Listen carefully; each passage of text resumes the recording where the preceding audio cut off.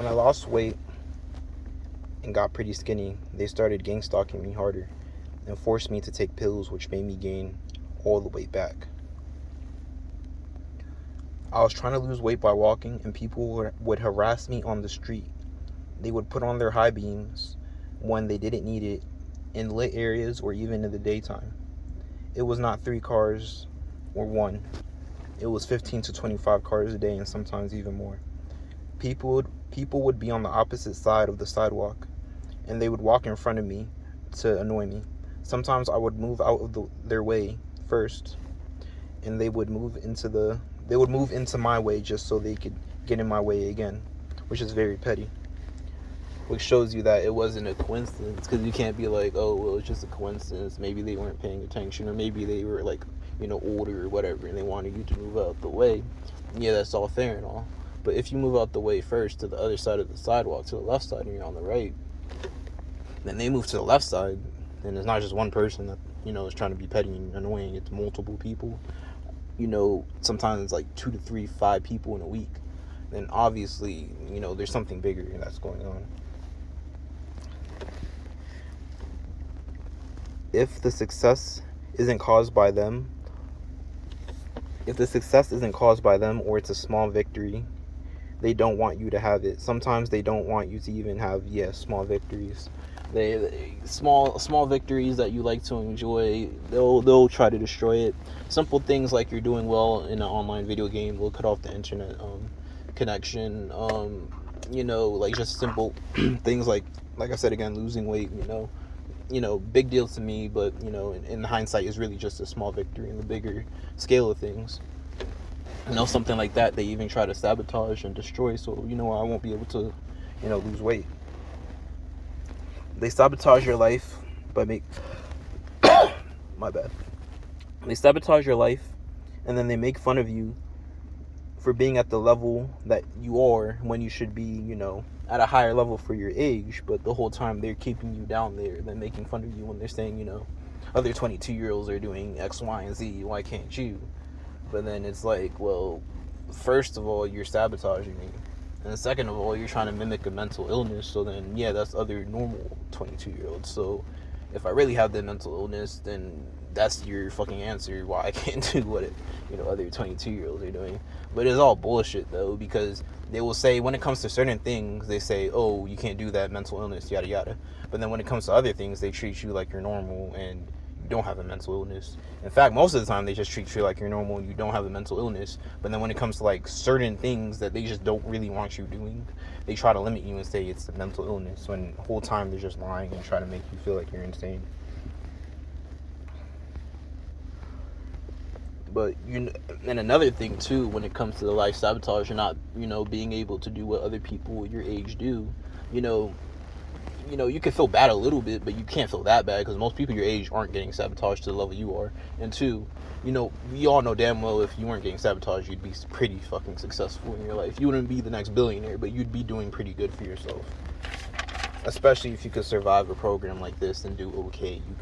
I'm pretty sure if you weren't getting gang stalked, you'd be doing pretty good for yourself. They sabotage most, if not all, your relationships, so you can't have any real connections with people. They literally anything they'll destroy. They'll tell lies, bad things that happened years ago, to like people. They'll do anything in their power basically to just like destroy whatever relationship that you try to have. Whether it's on like just a friendship or a partner, they'll just try to destroy it. They try to destroy your credibility, your reputation, basically just everything. If a person meets you and they're okay with you, they're fine with you, they're vibing with you, whatever, they'll get to that person, they'll tell them why they shouldn't mess with you, and then that person, if they can't think for themselves, they'll just believe whatever they're told and hate you too. And even if they can think for themselves, if someone has a giant, the whole town, hates them, and they have a giant mental, not mental, but a giant, psychological, torture program going on to drive you insane and give you early grave, most people aren't going to risk it or, mess with that. They're just going to keep them distance, do whatever, the gang stalkers tell them to do, and they're just going to, play their role. Even if they feel bad for you, they can't do anything, because what's telling you that what you're going through is real? What's that going to do for you? It's not going to do anything for you. And then they have to risk their whole entire lives getting destroyed just to give you some advice that you can't really even do anything with in the fucking first place. So it's fucking pointless. Even being nice to another person, being nice to you is dangerous for them. That's how crazy it gets. Then they'll sit there and tell you that you see, this is why nobody likes you or nobody fucks with you. But it's like, you can't really say that, because it's like, then give people the options to make up their own decision. If they can't, if nobody can say that they like you, then I don't really think that's them coming to their own conclusion that they don't like you, rather than them being forced to say that they they don't like you, and they're all coming to the same conclusion. Because some people would be like, oh, but if everybody comes to the same conclusion, then maybe that's telling you something. But it's not possible for everybody to hate you, because even some of the most worst people in history had at least some people that liked them, like Hitler, Genghis Khan, Pol Pot, and just like different crazy dictators in history, horrible people. Even serial killers still have like fangirls. School shooters have fangirls. You have people that get into relationship with murderers and rapists. But you're telling me that a targeted individual, someone who hasn't even committed a crime, I'm worse than a dictator, a murderer and a rapist, and all those people. I'm all those people combined into one person, and I have the potential to do what they all do, but I haven't done anything yet, and I still will not do anything. It's crazy what they try to like say to people to get them to like hate you and sabotage your relationships and destroy your image. But again, I'm pretty sure if people were able to have free will and speak up their mind, I'm pretty sure, maybe not most people, but at least a decent amount of people would think what's going on would be stupid and say that you're actually not that much of a bad person at all. In fact, maybe better than even most of the people, that are doing this shit. But when you do meet people, at first, you might meet a few people that they don't seem like they're in on it. But then after, you actually like start hanging out with them more, they tend to like, you notice weird things more and more and more over time. And then, realize they hit you with the, the full thing all at once one day. Or over time, you add the small weird things up, and okay, they're doing this shit on purpose. They're in on it now. Maybe at the beginning they were not in on it, but they're definitely in on it now. Handlers will harass you at work by getting people to talk shit about you, mess with your work, and overall just create a toxic environment that anyone would quit in. And that's the point. They want you to quit your job, so it also again messes up your reputation. Like, look, he can't stay at one job at once, he's always quitting.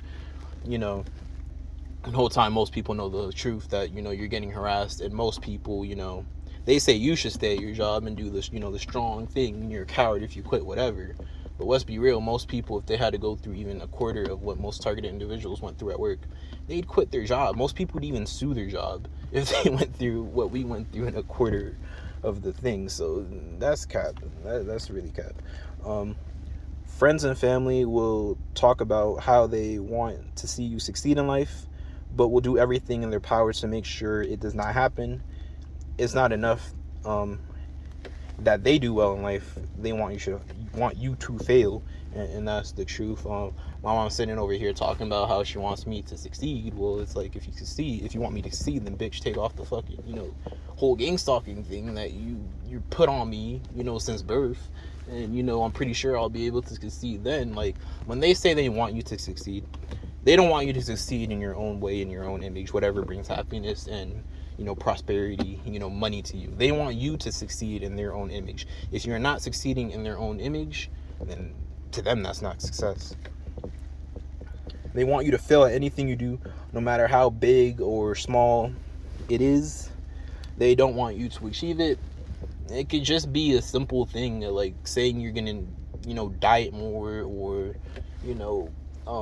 wake up earlier, or just anything really. Like, it could be the smallest thing. They do not want you to be successful in it. They want you to fail.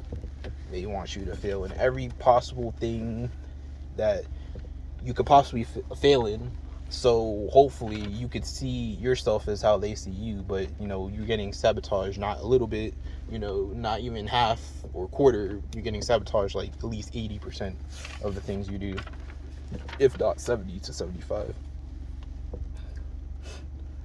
They rig stuff They rig stuff so if you do well in what you do, they could say it was because of them, and look how stupid you are. You don't know, that you didn't do that on your own ability, and it was really them helping you out. And that's the funny thing too, though, because it's like when you do good, sometimes, or at least most of the times, they say, oh, it's because of them, he only got this, or he only did this because of me, whole time helping him out. But then, when you do bad, it's always your fault. It's never their fault at all. It's always just your fault that you did bad and couldn't succeed in what you wanted to do. But every time, you do good, it's them. They had some parts playing it. Which is all bullshit, by the way, but when you accomplish something, they look like, when you accomplish something, they look like by you succeeding, you're physically hurting them. That's not even jealousy at that point, it's envy. And yeah, so basically a little example is like last week I walked 28 miles in a day, and I told my dad, and he tried to take the accomplishment away from me by saying, are you sure that the app, the pedometer app, the app that records your miles, was counting your progress properly? And I was like, yeah, I was confident. I was like, I walked for 10 hours. I don't think, I'm pretty sure I did the 28 miles that it said it did. I did. And then, okay, so that happened. He noticed that, it wasn't really getting to me, affecting me, and making me second guess myself, thinking, the pedometer is off or whatever, counting faster, slower than whatever. If anything, I think it'd be counting slower, and I did more than what, the app was telling me. But yeah. So then, later, he said, good job. Usually, most caring parents, if you say some crazy stuff like that, if they really cared about you, they say good job straight away. They wouldn't really try to jab at your accomplishments. But, I'm not dealing with caring parents here. And then, he later then said good job. And then, he had a face with a fake smile. And, after, he turned away, he looked, miserable, like, by me doing what I did, like, hurt his feelings or, like, hurt him physically. And, he basically looked like, by me, the look he looked when he went away, like, you could tell when someone, like, one, a fake smile, and two, when the smile goes away too fast, and then three, like, the look he had on his face was, like, a look that, like, low-key had told him bad news, that, like, like, somebody died or some crazy shit like that. And the reason why I know, like, I've seen him, I've been around him my whole life. I know what a real smile is by him, a fake smile, and I know, like, what he usually looks like. And I've seen him, smile before, and he doesn't smile for that. And two, when you actually, like, he hears some good news, he'll smile for a lot longer. And also, it's kind of funny, though, because when I tell him, like, bad stuff happened in my life, or, certain situations, sometimes he can't even hide his smile, and if he can't hide his smile, then,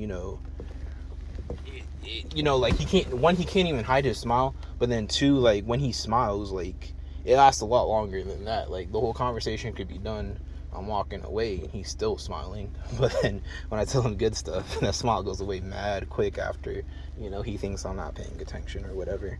It's quite sad, but, that's my parents. And then, same situation, just later on, I told my mom also, not now, but a while back, I lost 20 pounds, and she said, not congratulations or anything. This is exactly what she said to me. She said, I thought you lacked the drive and discipline to do something like that. And not just like in a playful, kind of like playful way, even though you wouldn't say that to your child, but, in a playful way, or, like kind of like a playful hater way type, situation. No, she had like a dead fucking stare on her face and a hateful tone too. The tone is also important, and also in, what do you call it, a hateful glare on her face, a hateful look. When she said that, she said good job afterwards, but then it's like, if you're gonna say crazy shit like that, then your good job is meaningless, because you're just saying good job to keep the peace, you don't actually mean it. But then, this is where I say that, like, this whole gang stalking thing isn't for redemption, is not for because I made a mistake, or it's not because I smoked weed or anything. Because, if you think a person lacks the discipline and determination, and basically just mental strength to just lose 20 pounds, which, if you're really dedicated and motivated to do that, it's not the easiest thing in the world to do, but it's not really the hardest thing in the world to do. But, to lose just, 20 pounds, to just lose some weight, you would think, if a person like that, you knew your son was like that, like mentally weak like that, then why would you put them in a gang stalking program if you cared about them or wanted him to redeem them himself? You wouldn't do that because you know that'd be overkill. You'd only put him in a gang stalking program because you know it'd be a direct way, 100% way for basically him to die and commit suicide. You wouldn't do it to someone who you thought was, mentally weak or anything. Or to someone who was mentally weak that you cared about. You wouldn't put them in a program like this. You'd put someone who was weak mentally in a program like this because you thought it'd be an absolute way that they'd commit suicide. And let's be real, they probably thought I wouldn't be here by now, let alone lose, the weight. I lost the weight twice, but then had to go back on the pills because, the crazy harassment. But then, after a while, I'm like, there's no point of like going back and complying, because, they just harass you more, and you don't really even need to be on the pills in the first place because you're seeing all this other weird shit that has no explanation. And when you bring it up, they just like, I don't know. And then when you bring up tangible evidence, they're just like, the evidence doesn't count. The evidence doesn't count not because the evidence is horrible evidence. The evidence doesn't count is because I'm showing the wrong people the evidence that aren't going to support me, help me out, or do anything with it. And they're just going to do some, mind manipulation tactics to get me to think, oh, the evidence is useless, so I might as well just delete it and not even try anymore. But, that's retarded. But basically, yeah, you wouldn't put someone you cared about in a mental psyop. Thing like this that you thought was mentally weak, I definitely would never do that in 1,000 years. There's other ways to, get at them. She must have thought that they raised me to be weak, and they found out the hard way that I wasn't as weak as they thought I was. It's a good thing when people underestimate you sometimes. And also keep in mind, I gained this weight because I took pills that I shouldn't have even been taking in the first place. I took, basically just antipsychotics, but I'm not schizophrenic. I lived my whole life, not being schizophrenic or anything, but then now all of a sudden I'm schizophrenic. 2 months after I saw my dad, I smoked weed. Seems a little fishy to me. Some of the stuff that happens has nothing to even do with schizophrenia. It's clear it's not schizophrenia. But yeah, I gained this weight from the pills that they put me in the first place. And I guess they were happy that I was fat. Well, not I guess. They clearly were happy that I was fat and like them. But then, I don't want to be fat like them. So then I lost the weight. What I'm saying, to a point where I got, relatively skinny, like, 200, a little under 200 pounds. And, not like peak health anymore, like what I used to be at, like 180. But at the same time, it wasn't fat like what I was at 230. I was still relatively skinny. I lost my gut, the chubbiness definitely went down a lot. So I was making good progress.